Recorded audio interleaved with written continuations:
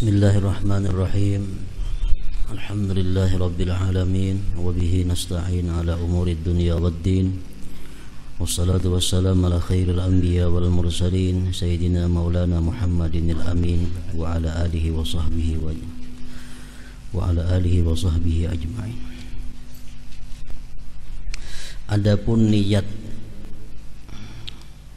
Adapun niat maka bertekadlah untuk memperkenankan Allah Azza wa Jal dalam mengikuti perintahnya untuk salat dan menyempurnakannya, menahan dari apa-apa yang membatalkan dan merusaknya, dan mengikhlaskan seluruhnya itu karena mencari keridhaan Allah Subhanahu wa ta'ala dengan mengharap pahalanya dan takut kepada siksanya, dan mencari pendekatan diri kepadanya menggunakan anugerahnya dengan izinnya.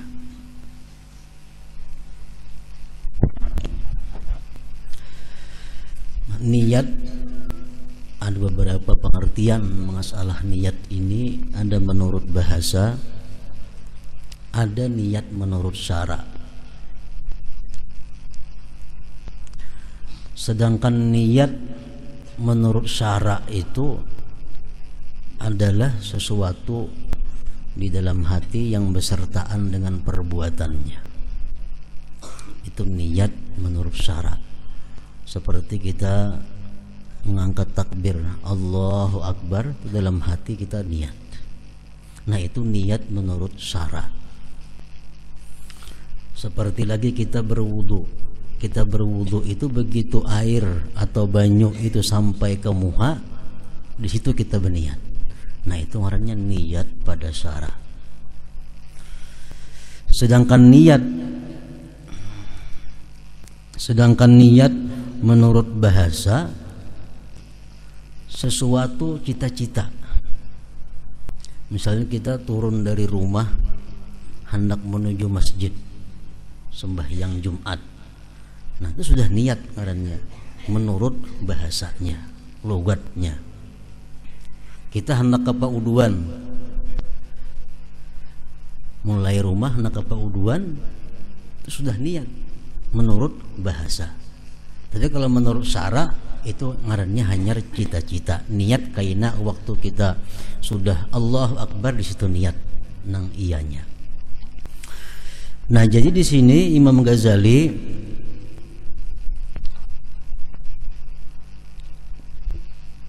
menjelaskan tentang niat. Kita mulai rumah hendak ke musalla, hendak ke masjid sembahyang. Apa yang kita niatkan waktu itu? Lalu Sidin menjelaskan, mengajarkan bahwa bertekadlah untuk memperkenankan Allah Azza wa Jalla dalam mengikuti perintahnya untuk salat. Jadi aku ke masjid ini adalah memperkenankan atau menjunjung perintah Allah untuk salat dan menyempurnakan salat, menahan dari apa-apa yang membatalkan dan merusaknya. Sudah ada niat dalam hati bahwa nanti kalau aku sembahyang, aku tahan diriku daripada melakukan sesuatu yang membatalkan dan merusak salat. Makanya kada boleh kita hendak sembahyang ada cita-cita, aku hendak sembahyang. Cuma kayaknya bilanya ada tamu kok bebatal, nah itu kada boleh. Aku sembahyang, kayaknya aku bila ada orang mengatok, bebatal am sembahyang. Itu artinya sudah ada cita-cita kada menyempurnakan sembahyang. Nah, jangan macam itu. Menahan dari apa-apa yang membatalkan dan merusaknya, dan mengikhlaskan seluruhnya itu karena mencari keridaan Allah Subhanahu wa ta'ala dengan mengharap pahalanya dan takut kepada siksanya dan mencari pendekatan diri kepadanya. Nah, ini sudah tercakup keduanya ikhlas, baik ikhlas bil amal maupun ikhlas dalam mencari balasan amal. Jadi aku sembahyang ke masjid berjamaah semata-mata memperkenankan Allah dalam perintahnya. Nah, ini ngarannya ikhlas bil amal. Beramal didorong oleh perintah Allah, itu ikhlas bil amal. Lalu harapannya apa? Mencari keridhaan Allah. Mencari keridhaan Allah, mengharap pahalanya, takut dengan siksanya, dan mencari pendekatan diri kepada Allah. Nah, ini artinya ikhlas dalam menuntut balasan amal. Bila sudah terkumpul bahwa ikhlas dalam beramal, ikhlas dalam menuntut balasan amal, nah itu artinya ikhlasnya tam, ikhlasnya sempurna.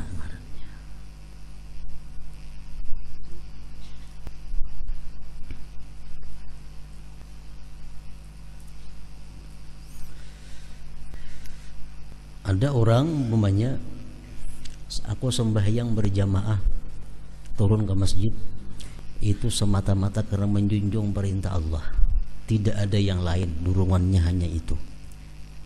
Nah, balasannya yang aku harapkan apa? Macam-macam. Ada bercampur dunia yang diharapkan balasannya, ada pendekatan kepada Allah. Nah, ini ikhlasnya sudah kada tam, kada sempurna lagi ngarannya.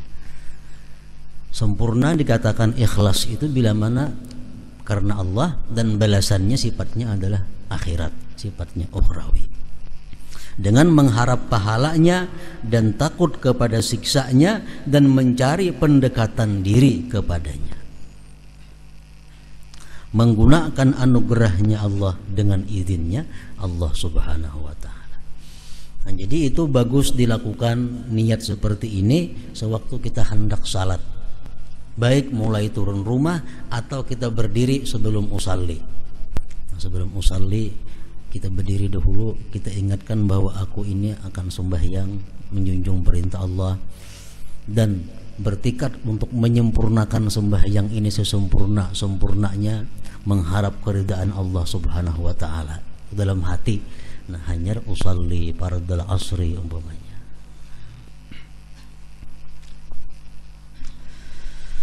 Takutlah kamu dalam munajat itu dengan jahatnya adabmu. Takutlah kamu dalam munajat itu dengan jahatnya adabmu dan banyaknya maksiatmu.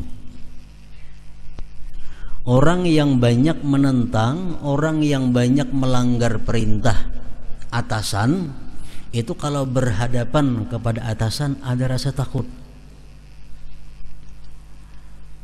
Kita umpamanya jadi staf, kita jadi bawahan, kita begawian kurang biris, nang disuruh atasan kita banyak kada kakaruan gawian kita. Satu hari kita menghadap atasan kita, tentu dalam hati kita ada rasa takut. Nah, kalau berujung disareki sidin di kiaun ini. Maka itu juga sembahyang itu menghadap Allah.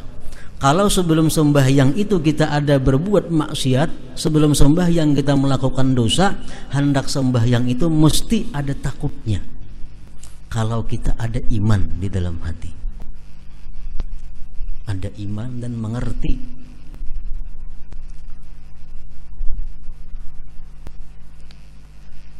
Makanya ada perkataan hukama, ulama yang mengatakan bahwa orang yang maksiatnya jalan terus, sembahyangnya jalan terus, pertanda sembahyangnya tidak diterima Allah Subhanahu wa ta'ala. Kenapa? Karena orang ini kan ada takutnya sembahyang itu. Padahal setiap kali orang berbuat maksiat, begitu hendak sembahyang takut lawan Allah. Takut. Takutlah kamu dalam munajat itu dengan jahatnya adabmu dan banyaknya maksiatmu. Dan agungkanlah dalam dirimu nilai munajat kepadanya. Sembahyang ini jangan dianggap sesuatu yang inting. Sembahyang ini kita munajat berhadapan dengan yang maha segala-galanya.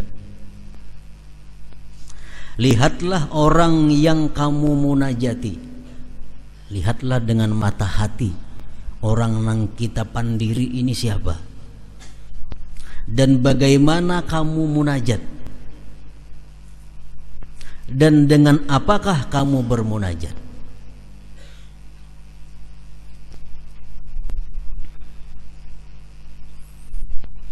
Namun kita mengerti itu, kita kawa mengamalkan itu, sembahyang kadang mau gerusuh-gerusuh. Pasti sembahyangnya tenang, sembahyangnya apik, sembahyangnya bagus. Kenapa? Karena imannya menunjukkan bahwa yang dihadapi ini adalah Tuhan yang maha. Aku sedang berhadapan dengannya, aku sedang berbicara dengannya. Nah, kalau kita punya iman yang bagus, maka sembahyang kita pun bagus. Kalau orang yang sembahyangnya itu kada merasakan siapa yang dimunajati, siapa yang dihadapi, yang penting sembahyang, yang sembahyang kayak kilat, sembahyang ancap, sembahyang laju, pembacaan bilang setengah-gumpa. Kenapa? Karena ini orang imannya kada sampai ma'iktibar, imannya kada sampai memandang orang yang dimunajati itu. Kita hendak ke rumah atasan aja bepandir, diatur berdahulu. Nah, perlahan bepandir, berlambat, karena beradab. Kenapa? Karena kita yakin bahwa atasanku ini orangnya bisa mengampihi aku, atasannya menggaji aku selama ini. Kalau aku kada kakaruan bisa dipecat sidin, lalu hati-hati bertamuan sidin itu. Nah, itu imannya kuat lawan atasannya.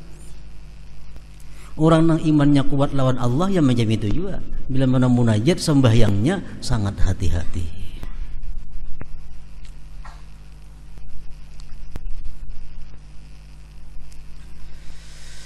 Dan dengan apakah kamu bermunajat? Allah Subhanahu wa ta'ala kada akan menyia-nyiakan sedikit juga pun amal kebaikan kita. Sekecil apapun amal ibadah kebaikan kita kada disia-siakan oleh Allah, ada nilainya. Umpamanya kita sembahyang Subhanarabbiyal azim wa bihamdih sekali, ada yang saya kong Subhanarabbiyal azim bihamdih 2 kali, ada yang saya kong Subhanarabbiyal azim 3 kali. Allah kada sama memberi pahala. Walaupun yang sekali lebihan tuh sama kada mau. Sekecil apapun Allah memberikan nilai. Kayak kita mengangkat takbir, yang disunatakan dintu Allahu Akbar. Angka ini ada yang cemini, kada sama pahalanya, dinilai oleh Allah. Ada yang tali umpua, kada sama aja pahalanya. Kalau pang sama aja pahalanya, kada jam itu. Sekecil apapun kebaikan kita ada nilainya di sisi Allah. Nah, makanya dan dengan apakah kamu bermunajat. Jadi kalau kita bisa sembahyang itu sebaik mungkin, apa ngalihnya? Sembahyang kita latih untuk sebaik mungkin. Kan ada sulitnya kalau kita ada keimanan kepada Allah Subhanahu wa ta'ala. Nah, kalau kita ada keimanan, kita ingin selalu dinilai oleh Allah itu bagus. Kalau kita kuat iman, kita ingin dinilai oleh Allah kita ini tepat. Orang lain menilai kayak apa, kan yang penting Allah menilai aku sembahyangku bagus. Nah, iman kita nang kuat itu menuntut seperti itu. Kepingin dinilai Allah supaya sembahyangku itu dapat 9 umpamanya. Nah, jangan dapat 4.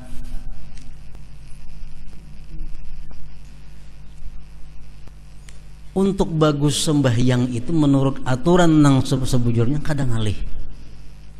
Kalau ada kemauan itu dasarnya adalah iman. Ada orang yang sembahyang Allahu Akbar, padahal guru. Kalau nyama ajarkan kitab sembahyang cemini caranya lana. Tapi kalau sini sembahyang Allahu Akbar, perhatikan kada. Kenapa? Karena imannya kada sampai memperbaiki itu.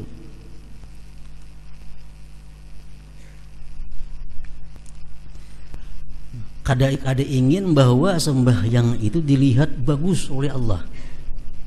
Nah, kada ingin sembahyang dinilai sempurna oleh Allah. Keinginan untuk itu kada ada. Lalu kada ada timbul melatih kayak apa cara supaya bagus. Kalau kada latihan kada kawa. Bisa selajuran kada mau. Dan dengan apakah kamu bermunajat?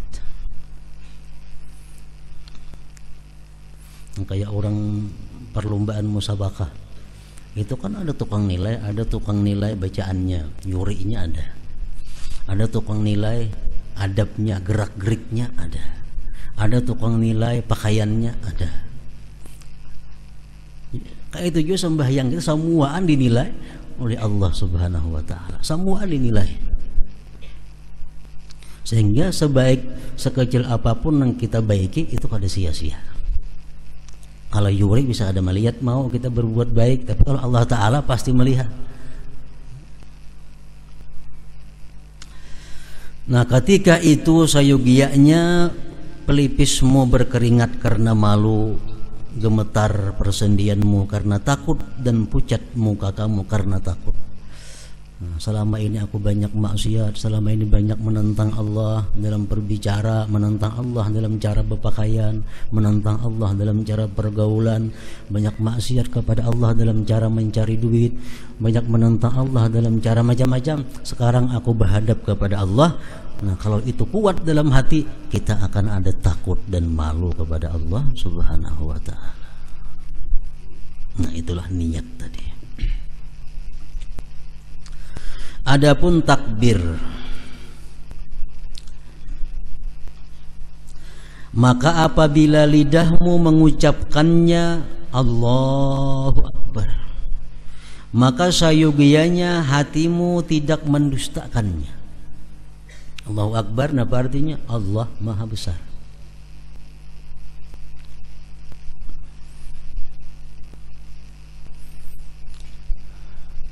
Kalau kita sudah mengucapkan bahwa Allahu Akbar artinya Allah itu Maha Besar, otomatis nang selain Allah Subhanahu wa taala itu kecil. Bila kecil terlindung oleh nanggana. Orang awak halus, di muka ada nang ganal, lindung di belakang, tak kelihatan. Kenapa? Ganal nang di muka. Nah, kalau kita mengatakan bahwa Allah itu hanya Allah yang Maha Besar, nang lain pada Allah itu artinya kecil bahkan kadada, lindung, terdinding dengan Allah. Jika di dalam hatimu terdapat sesuatu yang lebih besar daripada Allah Subhanahu wa taala, maka Allah menyaksikan bahwasanya kamu itu dusta. Allahu Akbar. Sudah hati kita ingat apakah? Hanya ingat Allahu Akbar. Belum lagi membaca wajah tuh hati sudah ingat ke situ kemari. Berarti ucapan kita Allahu Akbar tadi di mulut saja ngarannya.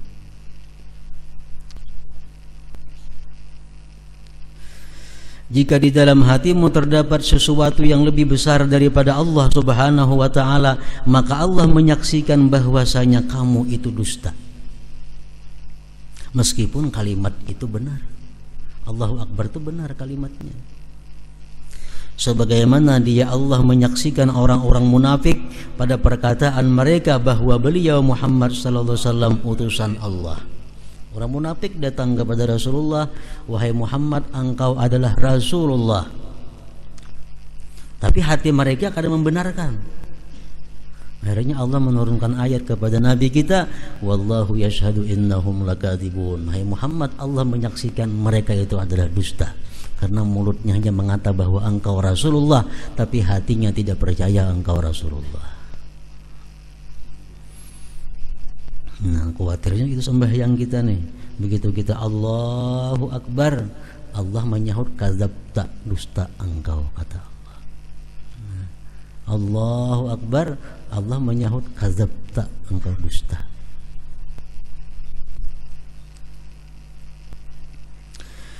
Jika hawa nafsumu itu lebih menang padamu daripada perintah Allah Azza wa Jal, maka kamu adalah lebih taat kepadanya daripada kamu taat kepada Allah Ta'ala. Kalau dalam kehidupan kita hawa nafsu kita lebih menang daripada Allah. Artinya keinginan-keinginan nafsu kita tuluskan walaupun kada sesuai dengan apa yang diperintah Allah. Berarti dan kamu telah menjadikan hawa nafsumu sebagai Tuhanmu dan kamu telah membesarkannya, maka hampirlah ucapanmu Allahu Akbar, Allah Maha Besar itu perkataan dengan lidah semata. Makanya dalam sembahyang kalimat Allahu Akbar selalu diulang-ulang. Supaya apa? Mengingatkan kepada kita Allahu Akbar. Baca wajah tuh, baca Fatihah, baca surah. Karena hati kita kemana-mana tuh, kemana-mana. Hendak ruku, kita diingatkan lagi Allahu Akbar, supaya ruku ini bujur-bujur ingat lawan Allah. Nah, kayaknya dari i'tidal pulang, hendak sujud ini rukun sembahyang fi'li yang paling penting, sujud. Karena itu paling dekat manusia kepada Allah. Nah, sebelum sujud diingatkan lagi kita supaya bujur-bujur membesarkan Allah, Allahu Akbar. Jangan ampih bar kecuali dahi sudah sampai ke lantai. Itu aturannya. Jadi begitu Allahu Akbar, dahi di lantai. Jangan belum sampai sujud habis sudah barnya. Nah, supaya sujud itu kita ingat bahwa Allah itu yang maha besar. Jadi itu hikmahnya diulang-ulang Allahu Akbar supaya mengingatkan kita.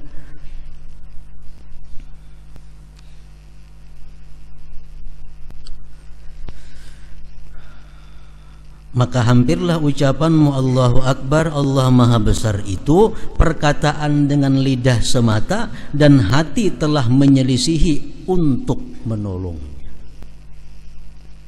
Sembahyang nih panjang, tapi banyak kada khusyuknya. Pada sembahyang ini pendek tapi khusyuk. Baik mana? Baik pendek tapi khusyuk. Kenapa sebabnya? Karena panjang sembahyang itu adalah mengenai zahir. Sedangkan khusyuk ini perbuatan batin. Perbuatan batin lebih mulia di sisi Allah daripada perbuatan zahir. Misalnya membaca sembahyang suratnya surat Sabbihisma Rabbikal A'la. Yang kedua hal ataka haditsul ghasyi. Tapi ini kada khusyuk. Kalau ingin sembahyang rakaat pertama qul ya ayyuhal kafirun, kedua qul huwallahu ahad, tapi hatinya kaupol di situ. Baik nang handap itu. Lebih baik memelihara khusyuk hati walaupun pendek daripada panjang namun. Tapi kalau pendek kada khusyuk, panjang kada khusyuk, baik panjang. Malahan dimuntung banyak pahalanya. Qul ya kada khusyuk juga, qul huwallahu kada khusyuk juga, sabbihisma rabbikal a'la kada khusyuk juga, baik sabbihisma rabbikal a'la. Malahan panjang dibaca.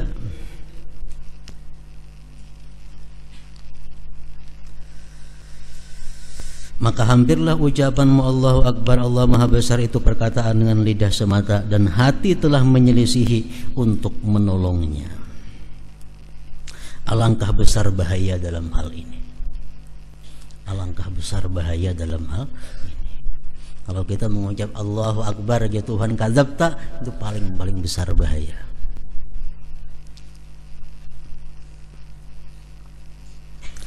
Seandainya tidak karena tobat, istighfar dan baik sangka kepada kemurahan Allah Ta'ala dan kemaafannya, niscaya kita menjadi orang yang celaka.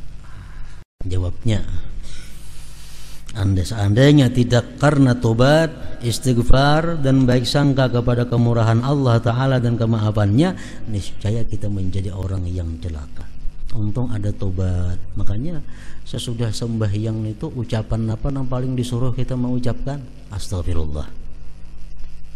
Assalamualaikum warahmatullah. Assalamualaikum warahmatullah. Astagfirullah. Berarti sembahyang itu dosa kah? Bisa dosa sembahyang itu kalau hati kita kada sesuai dengan lidah kita. Makanya istighfar. Jadi bukan hanya perbuatan dosa disuruh istighfar, sembahyang pun imbahnya disuruh istighfar. Kalau ada salah aturan, salah tata cara dalam pekerjaannya tadi.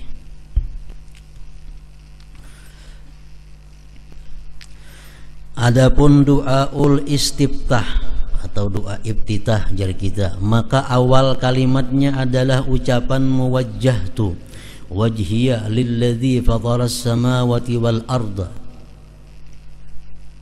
Wajjahtu wajhiya lilladzi fataras samawati wal arda artinya aku hadapkan wajahku kepada zat yang menciptakan langit dan bumi.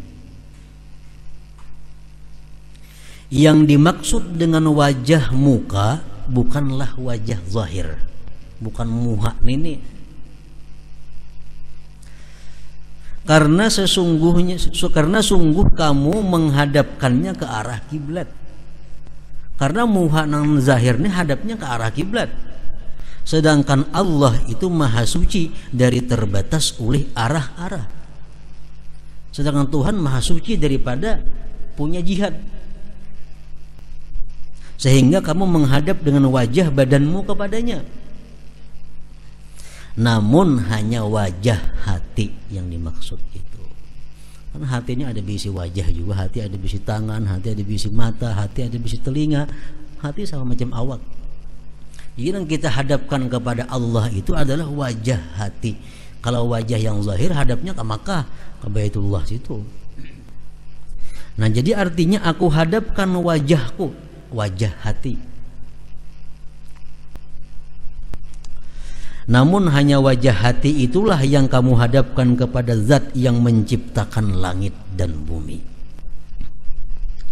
Lihatlah kepadanya apakah ia menghadap kepada angan-angan dan cita-citanya di rumah dan di pasar dengan mengikuti syahwat atau keinginan, atau dia menghadap kepada zat pencipta langit.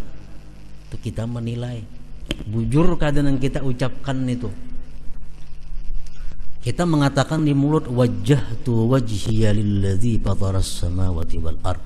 Aku hadapkan hatiku kepada zat yang mencipta langit dan bumi. Ujar mulut kita nih.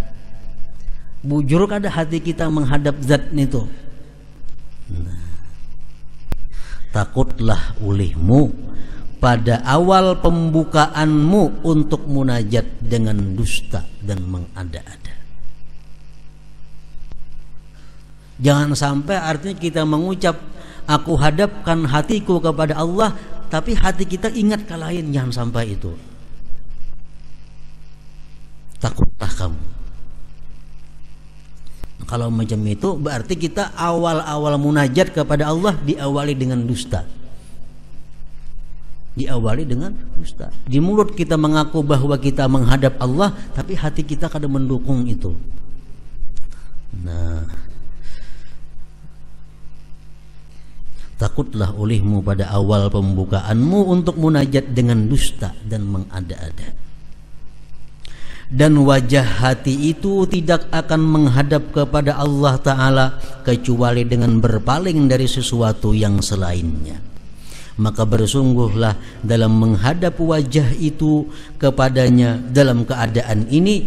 Jika kamu lemah daripada terus menerus, maka hendaklah perkataanmu itu benar dalam keadaan itu. Artinya kalau kita kadakawa dalam sembuhan sembahyang itu, dalam keempat rakaatnya itu kita kadakawa menghadap Allah hati kita, tapi yang sangat penting waktu kita mengucap wajah tu wajhi kita ingat bujur itu. Jadi waktu kita mengucap wajah tu wajhi lilladzi fataras samawati wal ardh, hati kita bujur-bujur menghadap Allah. Itu paling kada itu. Kalau kadang-kadang seterusnya ingat situ barang yang penting supaya jangan dusta antara mulut dan hati. Nang khawatir mulut kita mengata wajah tu wajhiya lilladzi, hati kita kada kepada Allah. Nah itu nang khawatir. Jadi kalau kadang-kadang semuanya kita ingat Allah, nang penting waktu wajah tu wajhiya. Karena mulut kita mengatakan itu. Mulut kita bahwa aku menghadap Allah, nyatanya kada, berarti mendustai Allah. Nah jadi kalau kada kawaful di situ barang bandak.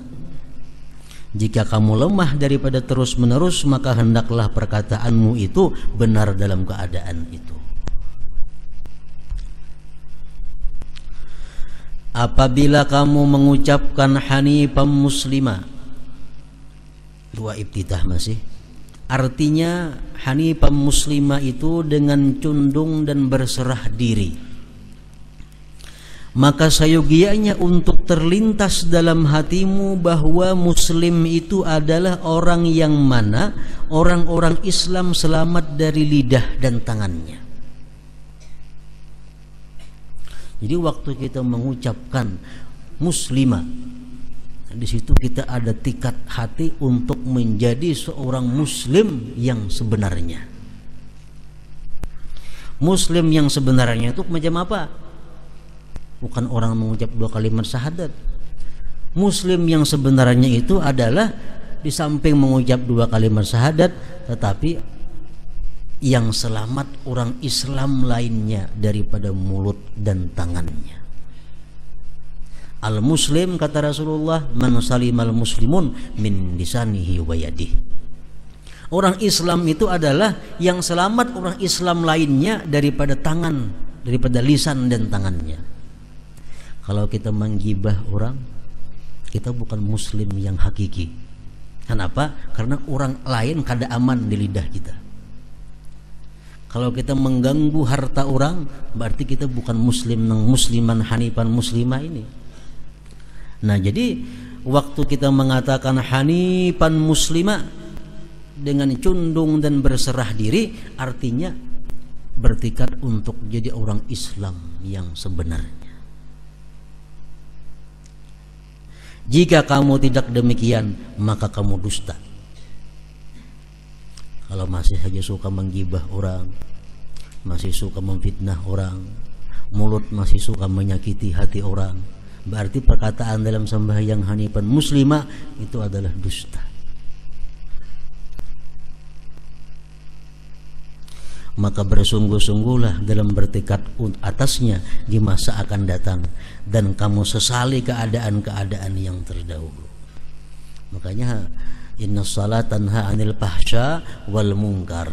Sembahyang itu adalah mendidik manusia sehingga dia bisa menjauhi yang mungkar.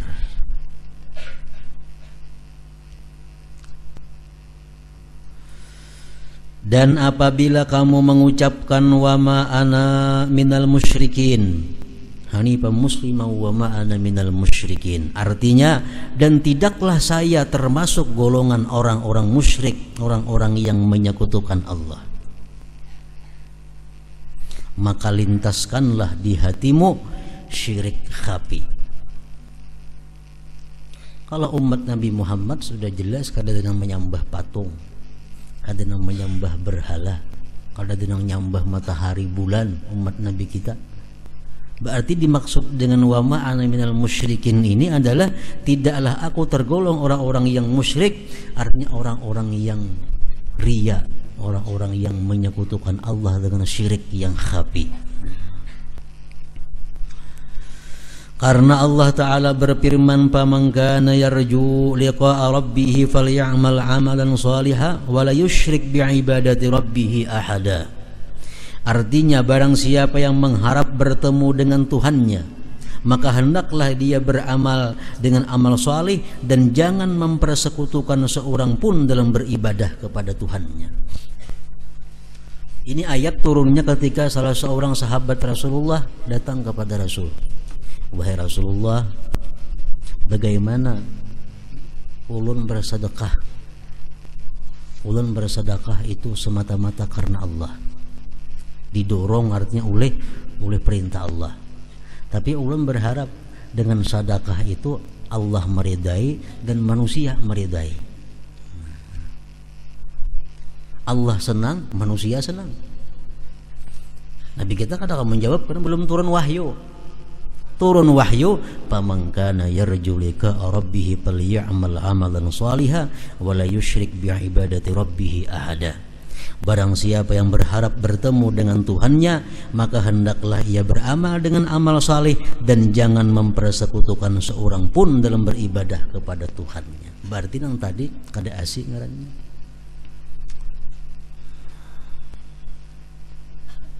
Aku berbuat kebaikan supaya aku dipuji oleh Allah dan dipuji oleh manusia. Nah itu berarti dia mensekutukan Allah. Kenapa sebabnya kada boleh demikian itu? Karena itu ngarannya tahsilul hasil, menghasilkan yang sudah hasil.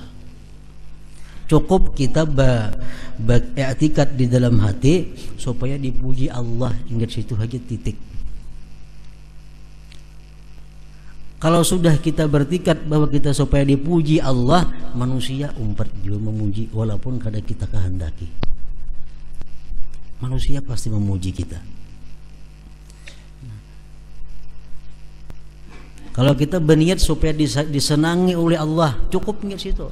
Manusia bang pasti senang kalau Allah senang kepada kita. Nah, kalau kita berniat dua buting supaya Allah senang, manusia senang, itu menghasilkan yang sudah hasil ngarannya.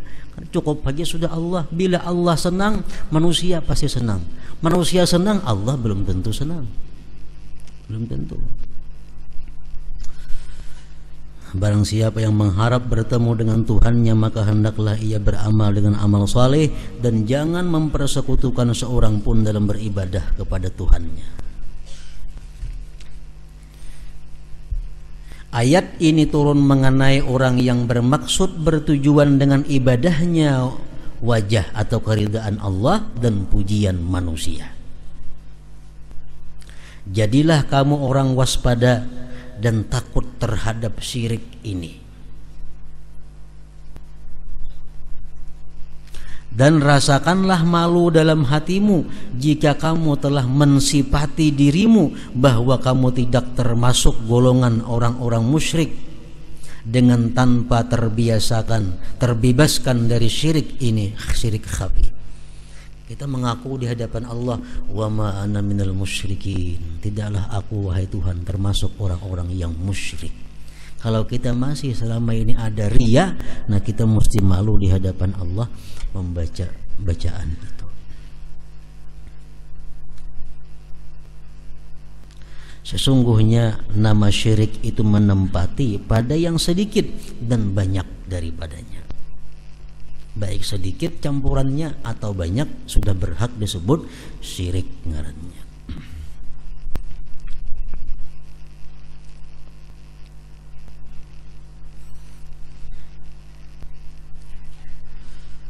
Apabila kamu mengucapkan mahyaya wa mamati inna salati wa nusuki wa mahyaya wa mamati lillahi rabbil alamin.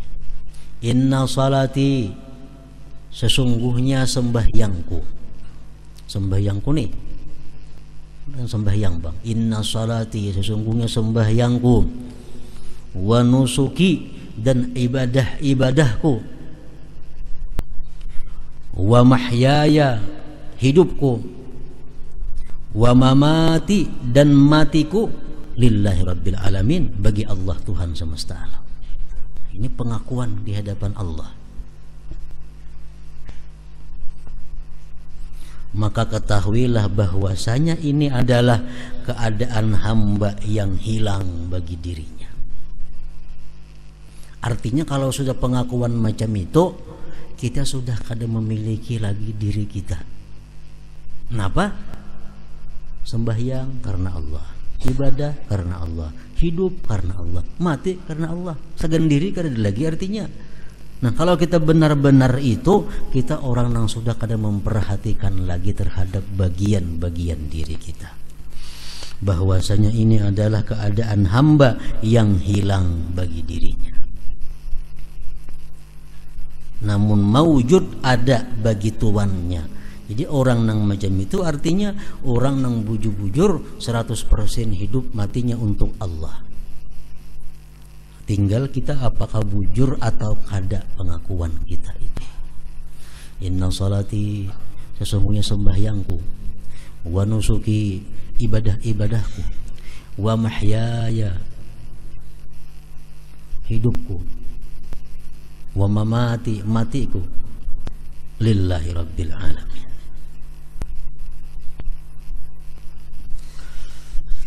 Dan sesungguhnya jika perkataan itu keluar dari orang yang ridhanya dan bencinya, berdiri dan duduknya, kegemarannya dalam hidup dan takutnya kepada mati karena urusan-urusan dunia, maka ia tidak sesuai dengan keadaan itu.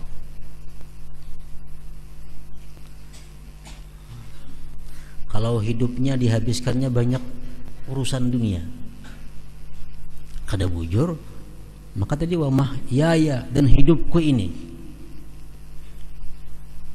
wa mamati dan matiku lillah. Matiku lillah, mati sebagai syuhada, itu mati nang lillah. Mati dalam keadaan menuntut ilmu, mati lillah. Mati dalam keadaan berbakti kepada orang tua, mati lillah. Mati dalam keadaan berbakti kepada suami, matinya lillah. Mati dalam memimpin masyarakat yang adil makmur, mati dalam keadaan lillah. Jadi inna salati wa nusuki wa mahyaya wa mamati lillah. Bila mana kita ini suka senang kepada sesuatu walaupun itu dibenci Allah, atau kita benci kepada sesuatu walaupun itu disenangi oleh Allah, dan duduk berdiri kita, gerak-gerik kita banyak untuk kenyamanan diri kita, bukan karena Allah, berarti kita berdusta lagi dengan Allah dalam ucapan inna salati wa nusuki wa mahyaya wa mamati lillahi rabbil alamin itu. Nah, jadi doa iftitah ini adalah doa yang sangat mendidik kepada diri seseorang untuk memperbaiki di masa yang akan datang.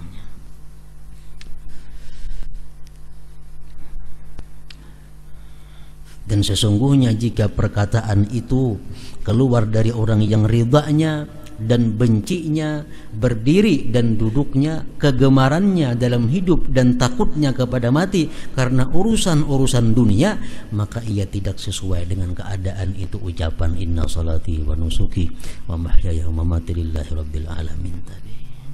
Banyak ulama-ulama mengatakan bahwa andai kata tidak disuruh Allah dan Rasul, aku kada berani membaca doa iftitah itu. Tapi karena disuruh, disunatkan, baca doa iftitah itu. Kalau kada kawa sepanjangnya kita menuruti apa yang kita ikrarkan dalam doa iftitah, barang saat itu kita jujur. Barang di saat itu kita jujur. Kalau sudah kita mengucapkan saat itu juga kita kada jujur, nah ini ngarannya nang dusta bujur itu. Jadi kalau kita kada kawa jujur sesudahnya itu, barang saat kita mengucapkan itu kita benar-benar menghayati inna salati wa nusuki wa mahyaya wa mamati lillahi rabbil alamin.